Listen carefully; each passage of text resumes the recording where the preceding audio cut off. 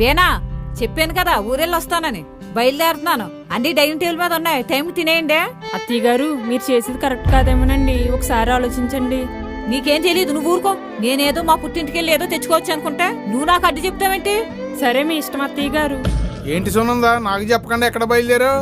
నీకు చెప్పినా ఎలాగో వద్దంటారని చెప్పకుండా బయలుదేరాను. అడిగేశారు కదా, చెప్పక తప్పుద్దేంటి?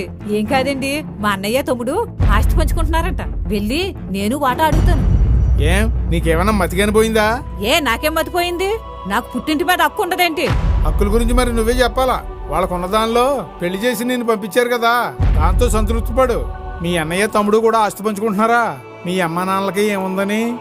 ఆ ఇల్లు ఆ పొలమే కదా, అది కూడా వాళ్ళకి లేకుండా పనిచేసుకుందామనా? అలా కాదండి, మా అన్నయ్య ఫోన్ చేసి చెప్పాడు, నేను కూడా సంతకం పెట్టాలంట. మీ అన్నయ్య ఏం చేశాడు? మీ అమ్మ మీ నాన్నకే పెళ్లి చేసుకుని అత్తారింటికి వెళ్ళిపోయాడు. మీ తమ్ముడు ఏం చేశాడు?